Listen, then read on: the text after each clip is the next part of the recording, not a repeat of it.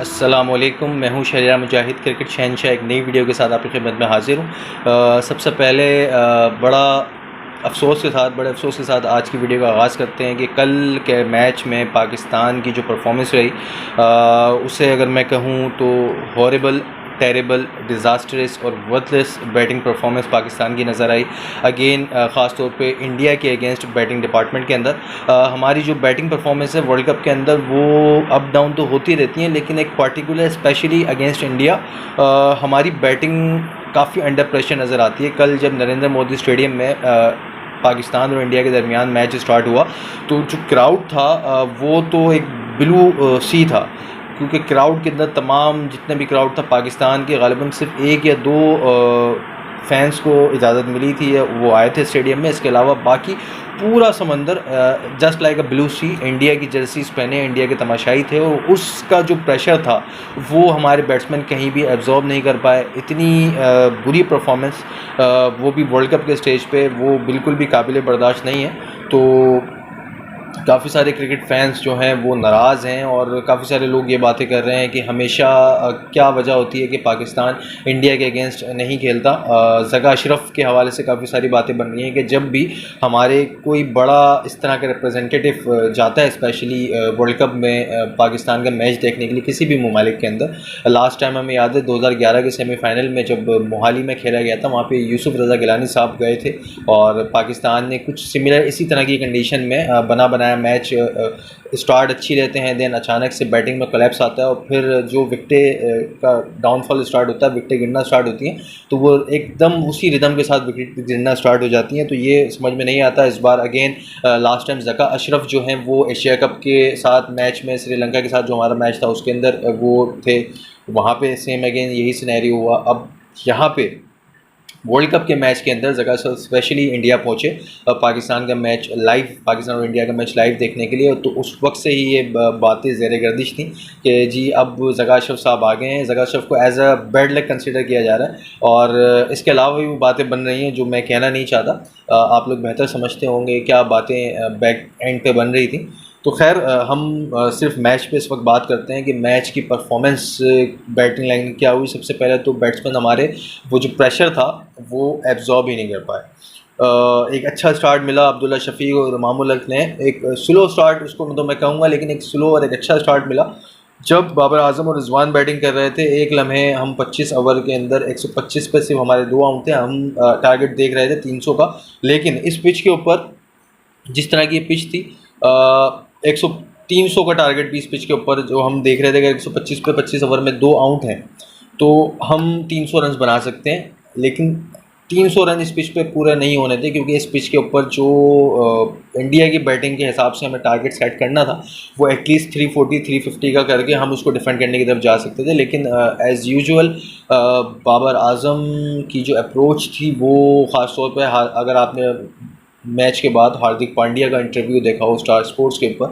तो उसमें भी उन्होंने यही बात कही कि जब हम बॉलिंग कर रहे थे पाकिस्तान को इतना अच्छा स्टार्ट मिलने के बाद भी पाकिस्तान ने हमारे ख़िलाफ़, पाकिस्तान के बैट्समैन ने ख़ास तौर पर बात कर रहे थे बाबर आजम और रिजवान की, तो उन्होंने हमारे अगेंस्ट कोई इस तरह का एग्रेशन नज़र नहीं आया, एग्रेसिव शॉट्स खेलने की कोशिश नहीं की गई, जिसकी वजह से मैच हमारे हाथ में बना रहा। तो कहने का मकसद ये है कि जब आप इतने बड़े प्लेटफॉर्म पे, इतने बड़े इवेंट में जब आप खेल रहे हैं तो ज़माने के हिसाब से आपने अपने आप को मॉडर्नाइज करना पड़ेगा, अपने अंदर चेंजेस लानी पड़ेंगी, क्योंकि जो क्रिकेट हम खेल रहे हैं वो बैक 1990s में वो क्रिकेट खेली जाती थी, लेकिन आज 2023 में हम मौजूद हैं।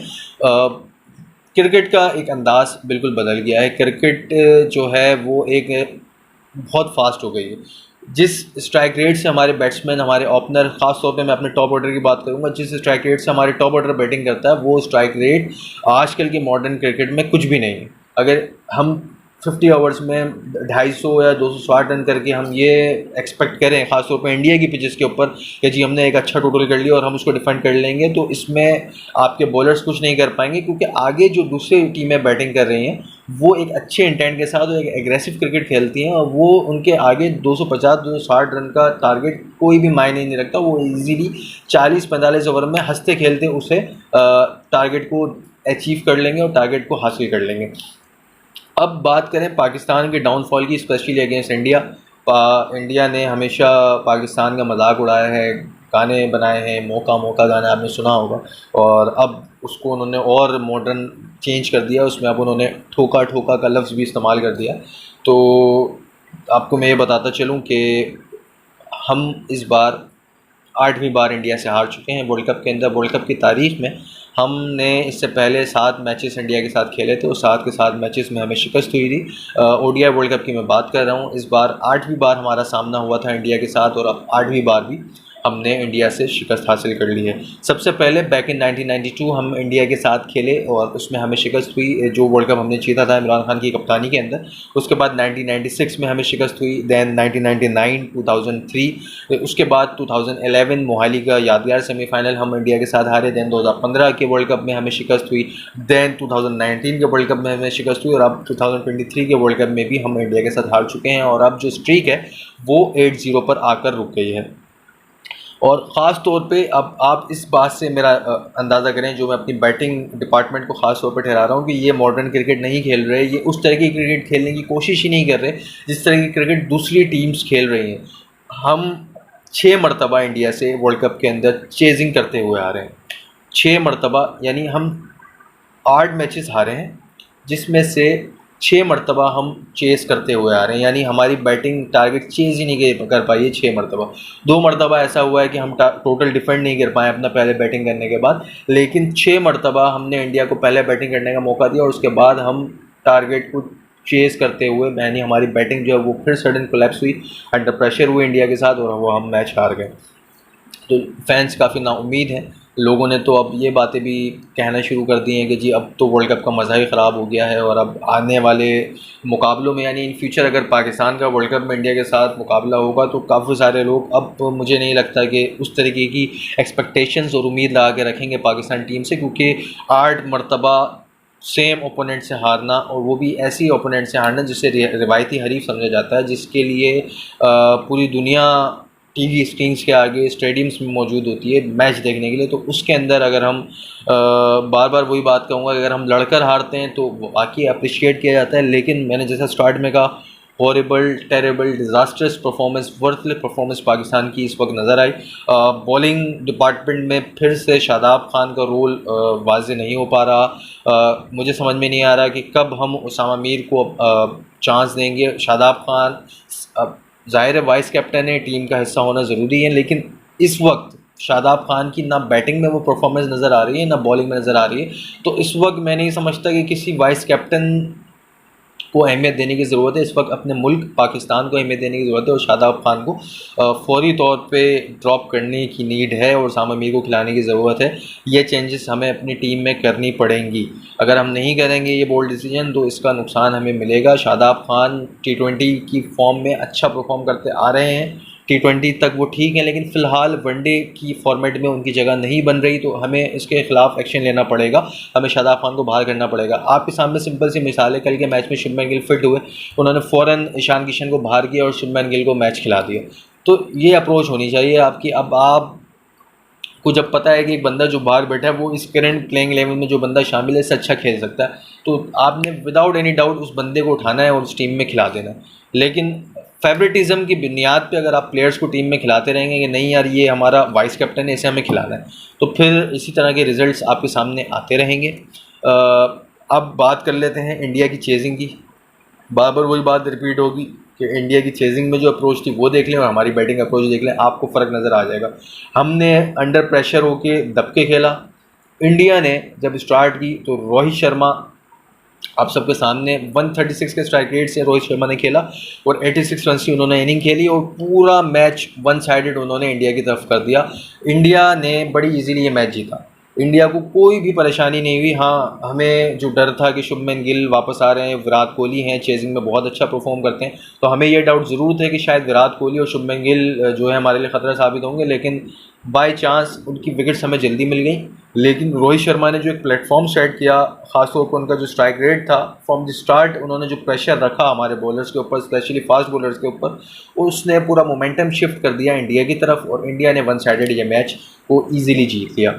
अब शादाब खान की जो परफॉर्मेंसेज है उससे आप अंदाज़ा कर लें और जो हमारी टॉप ऑर्डर की परफॉर्मेंस है उससे अंदाज़ा कर लें कि क्या हम इसके साथ हम जीत सकते हैं। दुनिया के पास बेहतरीन स्पिनर्स हैं, वो अपने स्पिन खासतौर पर इंडिया की आप बात कर लें, इंडिया के पास आपको कुलदीप यादव की कल के मैच में परफॉर्मेंस नज़र आई होगी, उसके साथ रविंद्र जडेजा की परफॉर्मेंस आपको नज़र आई होंगी। तो वो एक स्पिनर्स परफॉर्म करते हुए नज़र आ रहे हैं और इस तरह की सिमिलर परफॉर्मेंस हमारे पास, ऐसा नहीं है कि प्लेयर नहीं है, प्लेयर मौजूद हैं उसामा मीर की शक्ल में, लेकिन हम उन्हें चांस नहीं देना चाह रहे। चांस क्यों नहीं देना चाह रहे जी? हमारे पास Shadab Khan as a vice captain है, हम वाइस कैप्टन को ड्रॉप नहीं कर सकते, वरना वाइस कैप्टन की शान में जो है वो थोड़ी सी तौहीन हो जाएगी, गुस्ताखी हो जाएगी। तो वाइस कैप्टन के फेवरेटिज्म को साइड में रख के इस वक्त टीम का सोचना चाहिए और ख़ास तौर पे हमें उसामा मीर को मौका देने की ज़रूरत है। और बैटिंग जो है, बैटिंग डिपार्टमेंट में रिजवान और इफ्तिखार की तो मैं समझूंगा कि चले बैड लक था, अच्छी गेंद थी, इंडिया ने अच्छी बॉलिंग की जिसकी वजह से कुछ विकेट्स लूज़ हुई, लेकिन जो स्टार्ट में जब मोमेंटम आपने मिल गया ना, तो उस वक्त आपने थोड़ा सा चार्ज करना था, थोड़ा सा एग्रेशन दिखाना था, जो कि मैं उम्मीद कर रहा था कि बाबर आजम स्पेशली जब उन्होंने 50 कर लिया था उसके बाद उन्हें वो एग्रेशन दिखाने की नीड थी। उन्हें थोड़ा सा, इंडिया को अगर हम थोड़ा सा रिजवान और बाबर आजम इसको अंडर प्रेशर ले लेते ना, तो शायद कल के मैच का नक्शा थोड़ा और अलग होता और हम शायद एक मैं ये नहीं कहता कि शायद हम जीत जाते, लेकिन एटलीस्ट एक नेल बाइटिंग कॉन्टेस्ट होता और एक तरफा मुकाबला नहीं होता, एक अच्छा मुकाबला देखने को मिलता। लेकिन बैड लक हमारा रहा, हम मैच हार गए। लेकिन खैर, अभी वर्ल्ड कप की कैंपेन ख़त्म नहीं हुई है, हो सकता है अगर हम अच्छा परफॉर्म करें और टॉप 4 में अपनी जगह बनाएं तो इंडिया के साथ हम सेमीफाइनल भी खेल सकते हैं, अगेन फाइनल भी खेल सकते हैं, कुछ भी हो सकता है। तो लेट्स होप क्या होता है। अब कल के मैच की शिकस्त के बाद हमें सिर्फ ये बात माइंड में रखनी है कि इंडिया की जो बैटिंग पिचेज़ हैं उस पर अगर हम एग्रेशन के साथ क्रिकेट नहीं खेलेगी हमारी टॉप ऑर्डर ख़ास तौर पे, और जब तक वो शुरू के 10 ओवर में ये पावर प्ले के ओवर्स होते हैं उसमें जब तक ये 6 मारने की कोशिश नहीं करेंगे, एग्रेशन के साथ खेलने की कोशिश नहीं करेंगे, तो आप इस तरह की टीमों के साथ नहीं जीत सकते। आगे आपके पास साउथ अफ्रीका है, आगे आपके पास न्यूजीलैंड है, आगे आपके पास इंग्लैंड है। तो आप इंडिया से जब इस तरह लड़खड़ा गए, चले माना इंडिया में प्रेशर था क्राउड का, लेकिन जब दूसरी टीमें इस तरह की एग्रेसिव बैटिंग करेंगे ना, तो हमारे बॉलर्स भी उनके सामने फुल एक्सपोज हो जाएंगे और हमारी जो बैटिंग लाइन है वो फिर इस तरीके से इस टारगेट को चेज़ या डिफेंड करने के काबिल ही नहीं रहेगी।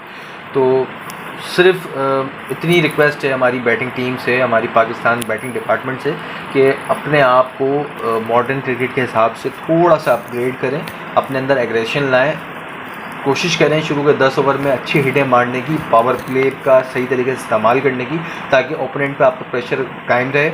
और बॉलिंग डिपार्टमेंट ठीक है, ठीक परफॉर्म कर रहा है, लेकिन सबसे एक सख्त डिसीजन जो मैं बार बार कह रहा हूँ हमें लेना होगा, वो शादाब खान को ड्रॉप करना होगा। अदरवाइज़ शादाब खान का जो खामियाजा है वो हम भुगतते रहेंगे। तो बेहतर है कि हम जो है शादाब खान को ड्रॉप करें और उसामा मीर जैसे टैलेंट को ज़ाया ना करें, और इस वर्ल्ड कप में उसामा मीर को आजमाएं। कि मैं समझता हूं कि अगर उसामा मीर को प्रॉपर हम चांस दें तो वो हमें इस वर्ल्ड कप के अंदर काफ़ी ज़्यादा मौका और काफ़ी ज़्यादा फ़वाइद दे सकते हैं, काफ़ी ज़्यादा उससे हमें एडवांटेज मिल सकती है।